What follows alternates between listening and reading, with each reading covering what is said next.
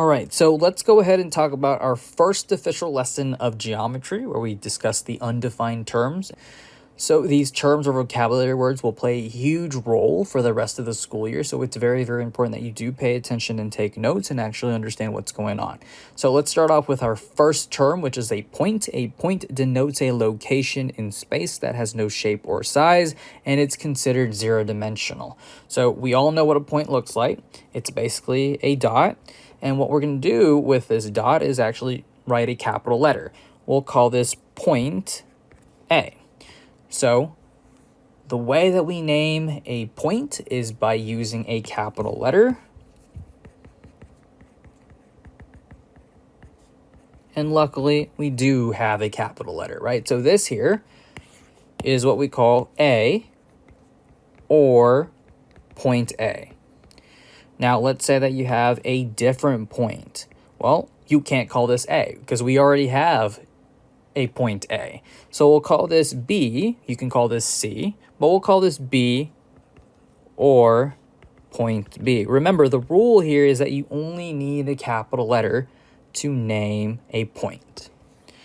Okay, moving on to our next term, which is a line. A line is a straight path that extends in two opposite directions without end. It is one-dimensional and contains an infinite number of points. So our object is going to be straight, looks just like so, and it has these arrows on the ends of the object because a line extends forever in both directions. So these arrows basically tell the reader that this is going to go on forever and ever. Okay. Now, the next thing that we're going to do is we're going to give this line some points. So I'll call this point A, this point B, this point C, and this point D. Okay. Now I want to be very, very clear. It says right here, a line contains an infinite number of points. Just because you have 4 points does not mean that this line has only 4 points. And we'll talk about that later. But for now, I want to go ahead and talk about how to name a line. To name a line, you only need 2 points. Well, we only have 4, so we're going to choose 2. I'm going to choose A and B. So I'm going to write A and B. And to be very, very clear to the reader, you need to actually do one more thing here. You need to draw a line, an actual line above those 2 points. This here is what we call line AB. Okay, so this is line AB. Could I call this line BA? Absolutely. Remember, the rule here is that you need 2 points. If you want, you can call this line CD. What if we don't choose A and B and we choose something else? Could I call it line CD? Absolutely. We can call this line BC. You can call this line AD. You can call this line DA, right? There's so many ways to name this line. So line CD. Now, another scenario that you might encounter is the fact that it may have a lowercase letter next to the object itself, right? So here you have a lowercase l, it's next to the object. You can actually call this by its lowercase letter. Again, it has to be next to the object, right? You can call this line L. So 2 points or the lowercase letter. Okay, so I want to go back and talk about this whole situation with a line having an infinite number of points. That is absolutely true. Just because you only see 4 points here does not mean that this line only has 4 points. In fact, a line extends forever in both directions. Therefore, we have more points along the way, right? More points that we can't even finish counting. Remember, in Algebra 1, we did something called y equals mx plus b, where we graphed a line. We basically graphed the rise over the run of a line, but we drew these arrows to tell the reader, hey, they're going to keep on going, right? Okay, moving on to collinear. Collinear just means that points that lie on the same line. So if I use this example and paste it here, Well, what can you tell me? The points A, B, C, and D are all on the same line. So points A, B, C, and D are on the same line. Essentially, they're collinear. These points are collinear points. A plane is a flat surface that extends in all four directions without end. It is two-dimensional, has no thickness, and contains an infinite number of points. Now, a generic way of drawing a plane would look something like this. What we're going to do is we're going to draw some points. So let's use 4 or 5 points. We're going to use 4. So I have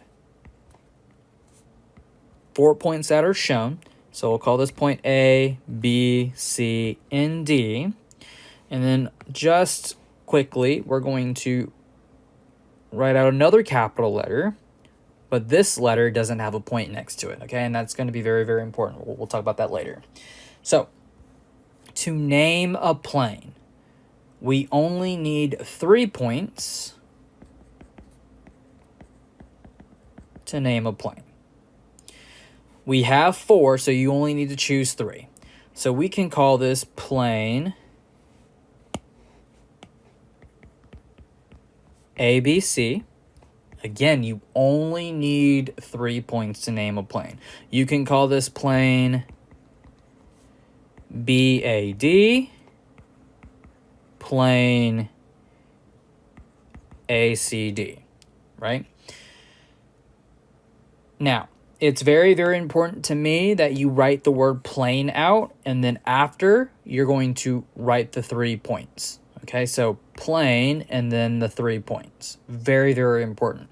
Now, do not ever, please do not call this plane A, B, C, D, because the rule here is 3 points. Or you can call this plane by the capital letter that doesn't have a point next to it. Right? So in this case, this would be plane R. Okay? So again, with a plane, 3 points or a capital letter. That's it. Now, just like a line, this plane, just because you see 4 points, does not mean a plane has only 4 points. It has an infinite number of points. And the reason being is, well, it extends in all 4 directions. Now, I need to go and talk about these dimensions that we, didn't touch upon earlier, but let's go ahead and real quickly talk about what these dimensions are. So 0 dimension just means it has no shape or size, right? It has no length, it has no width, it doesn't have a base, it doesn't have a height, it doesn't have anything, right? It just stays in one place, and it is just a point. It's just a location, and that's just that. That's what 0 dimensional means. Now, 1 dimensional just means length or one pathway. It can go left and right, but you can't go up and down. Or if you do decide to go up and down, you can't go left and right. It's only one direction, just like how this line appears. If I go in this direction, I can go left and right, but I cannot go up and down. However, if you decide to go up, down, left, and right, then you are a plane. You are 2-dimensional. You have a length and a width, or a base times a height, right? So that's what a 2-dimensional object is. The fact that a plane has an infinite number of points, it's because it extends in all 4 directions, just like a line. Okay? So let's go ahead and talk about this question here. It says, after defining a plane, what are some examples of planes that we do know? So some examples that I can think of are a square, a triangle, a circle, a rectangle, and this weird looking closed object like so. Okay, that's also a plane. Now, if I go back to the square, well, a square has a length and a width. So this right here is considered a plane. This example could be small, this example could be big, right? It doesn't matter. The fact that a plane extends in all four direction, you can have a small square or a big square. Same thing with a triangle. You can have a small triangle or a big triangle, and a triangle is considered a plane because it has a base and a height. And then you can apply those ideas with these objects that we have as our examples. Now, let's go ahead and move on to coplanar. Coplanar means points, lines, or geometric objects that lie on the same plane. Now, what I'm going to do is I'm going to draw a plane and call that plane R. And then I'm going to draw some objects on the same plane. So I'm going to go ahead and draw a point and call this point A. And then I'm going to go ahead and draw a line.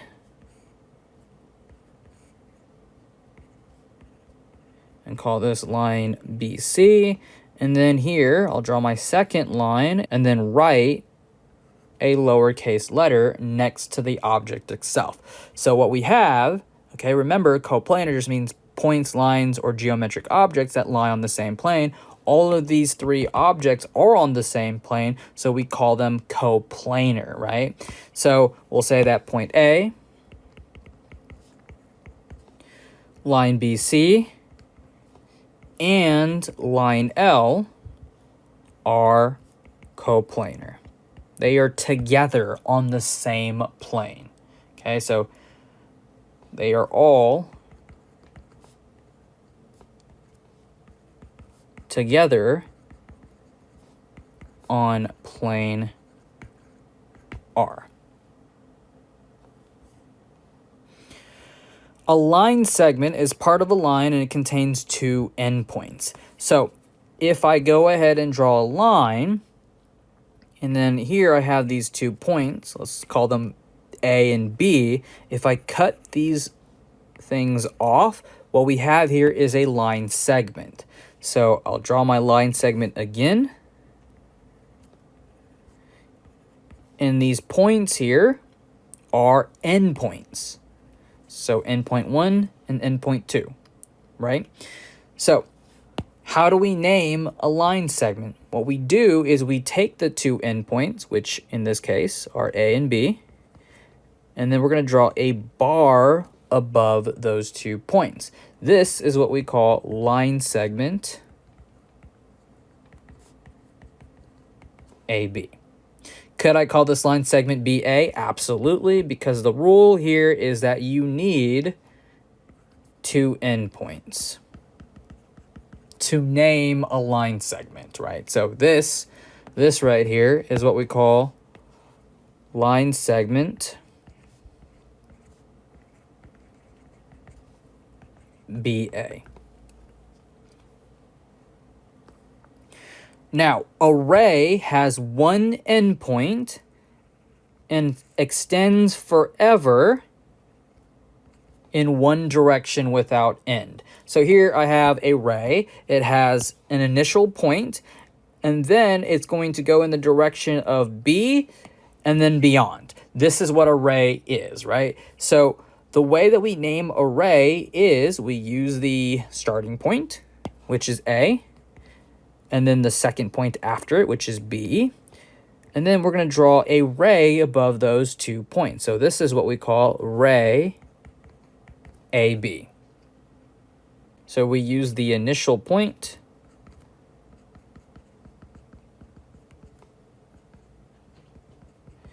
and then second.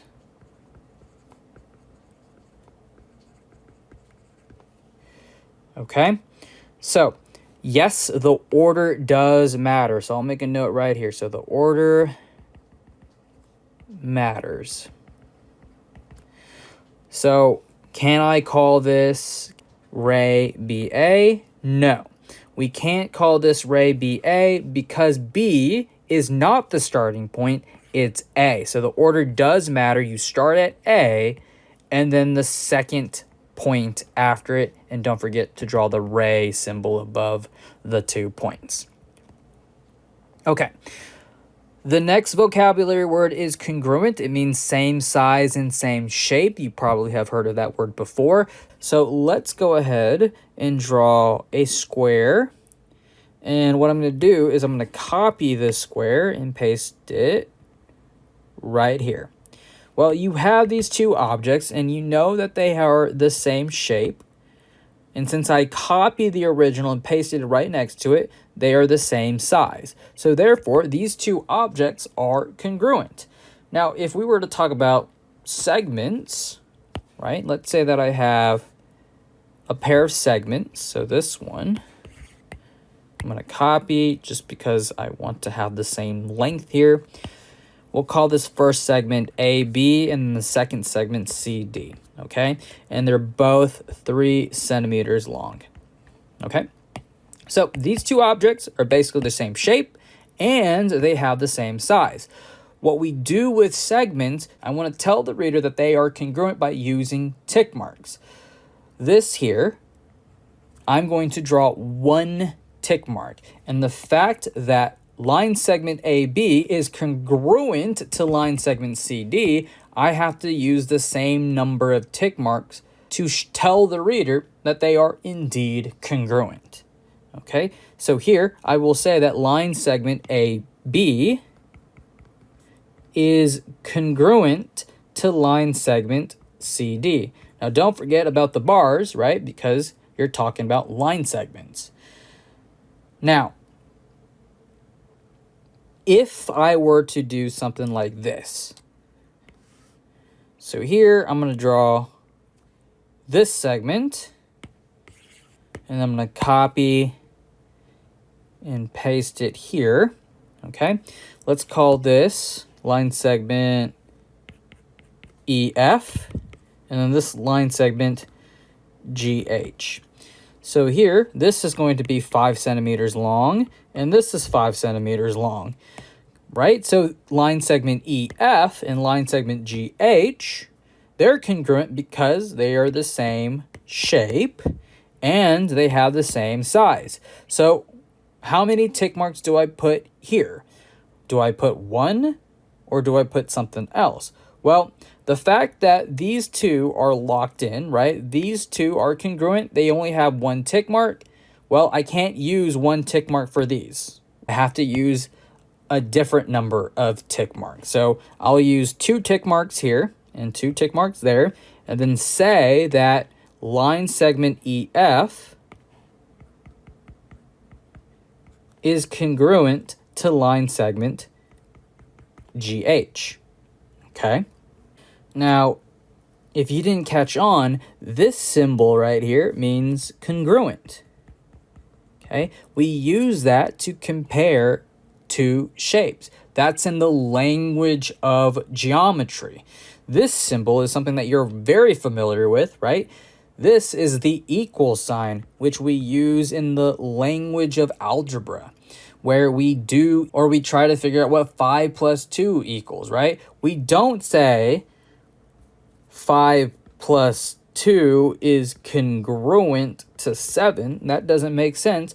We use the equal sign because that makes more sense when we're talking about computations or equations, right? So this is in the language of geometry, and this is in the language of algebra, okay? So here it says, what's the difference or differences between using the equal and congruent signs in mathematics? Again, this here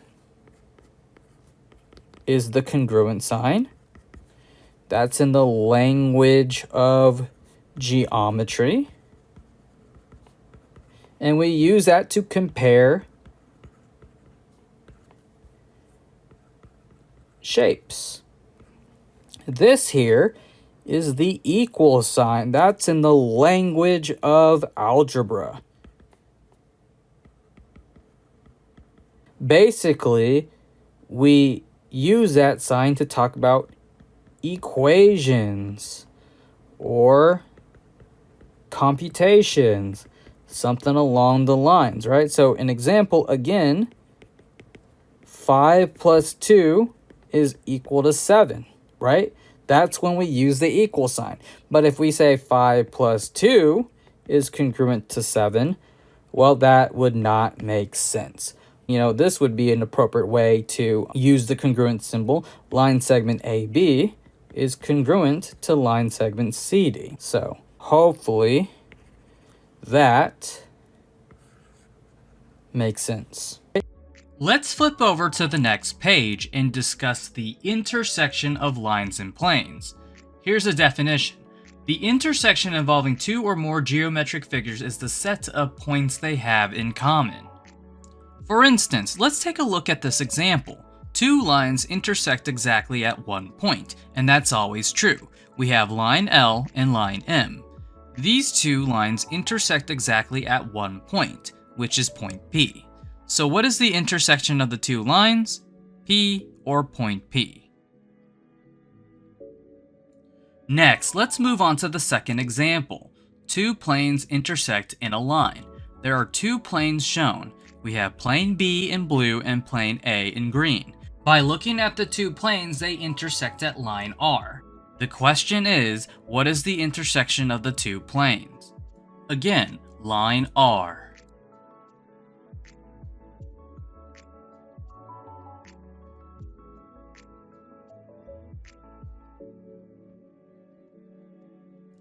Over here, a line and a plane intersect exactly at one point. Here's an example with a line and a plane. The line can be called in multiple ways: line QS, line QR, or line SR. And the plane is called plane T. Where do these two objects meet? At this particular point called S or point S. So therefore, your answer should be S or point S. Okay, so now we are to a section where we're going to start sketching some things. And the first thing we're going to try to do is sketch a diagram of a prism where there are opposite planes that are parallel. So you can do this in many number of ways, but one easy way is just to draw a rectangular prism. So I'm going to draw a rectangle here, and then I'm going to try to give this some 3D perspective. So I'm going to go off here, here, and then here. Make this look a little more 3D. And then, let's see, give it a couple of dotted lines. So I think that's enough to draw it, but then we might as well label the corners, the vertices. So let's just name a few of them: A, B, C in the back, the lower back left, and then D and E. And then we can name these planes that are parallel. Just realized there's no F. Let's go ahead and label F. So, okay, so then we can say which planes are parallel. Plane A, B, C is parallel to plane D, E, F. Okay, so, and related to number 1 is number 4. How many planes are shown? So there's really the 2 that we just talked about, and then the 4 kind of wrapping around the long way of the shape. So front, top, back, and bottom. So that's 4 that I just said, plus the original 2. So as with any rectangular prism or a box, if you want to call it that, there's usually 6 surfaces or 6 planes. And in general, how could you just draw 2 planes that are parallel more simply? We could just draw the usual way we would draw a plane, which is kind of the shape of a parallelogram, and just give them labels. I'm going to call this plane R, and usually we give it a cursive name, a cursive letter, but these letters are a little harder to draw in cursive, or to write in cursive. So that is going to be plane R and plane Q.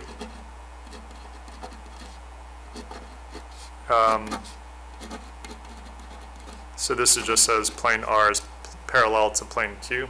This is the parallel symbol. I used it in the previous one as well. Okay, and then sketch 2 parallel lines. So again, this one you can draw, you can indicate that they're parallel in more than one way. Try to make the lines look parallel, just, for appearance's sake. And then I'm going to give them labels with 2 points apiece. I'm going to call it line AB, line CD. Okay, so how can you indicate that they're parallel? One way is you can use these little arrows, and if they have the same number, in this case there's 2 of them, then that indicates that if they have the same number, then they're parallel to each other. Another way you can show that they're parallel is just by making a statement. Line AB is parallel to line CD. So either one of those would have sufficed, but in this case we have both. Okay, so finally, number 5, they're already telling you there's 2 lines and that they are indeed coplanar. That means each of them lies within the same plane, namely the plane of this paper. So if we already know they're coplanar, will they intersect? The only way they could not intersect if they are in the same plane is if they're parallel. And do these lines look parallel? They don't. So will they intersect? Yes. And really, that's the whole answer. Yeah. So they will intersect because if you extend the lines, they're going to intersect there. So that's all there is to this little portion. Let's move on to the next section of our notes. For numbers 1 through 5, refer to the figure to the right. Number 1, name a line that contains point A. Here's the line that contains point A. The line itself has 3 points. Remember, you need 2 points to name a line. We can call this line AB, line BC, and line AC. But don't forget, you can call this line by its lowercase letter where the lowercase letter is next to the object itself. Since there is a lowercase letter L next to the line, then we can call this line, line L. Number 2, what is another name for line M? Here is line M highlighted. Another way to name a line is by using 2 points, which in this case we have points B and D. So let's just call this line BD.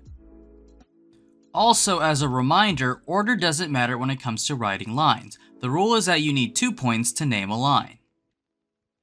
Number 3, name a point not on line AC.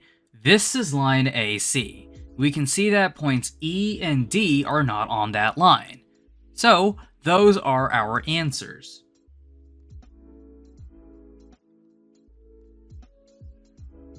Number 4, what is another name for line L? Here's line L, which was already highlighted. It contains points A, B, and C. We only need 2 points to name a line. But recall we already provided names for line L. The answers from number 1 will be applicable to number 4. So I will highlight my answers and draw an arrow to number 4.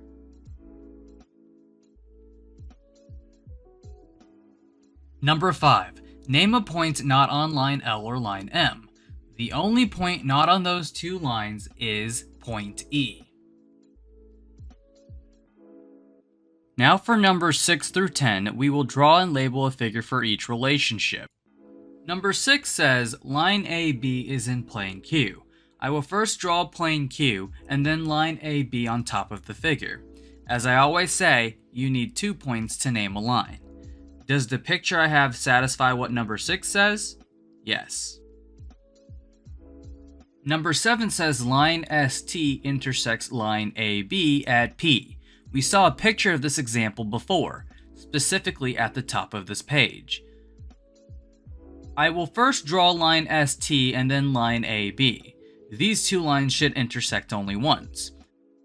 The intersection should be labeled P or point P. Number 8. Point X is collinear with points A and P. Remember, collinear means points lie on the same line. I will draw my line with the arrows, then draw 3 points labeled A, X, P respectively. Can we say that x is on the same line as points A and P? Yes. Number 9. Point y is not collinear with points T and P. This is the opposite of number 8. What we will do is draw a line with arrows and then have points T and P on that same line. But point y will be outside of the line. Number 10. Line L contains points x and y. We will draw a line, and since L is a lowercase letter and not a point, we will write it next to the line itself, and then draw points x and y on that line. So ultimately, we have line L with points x and y.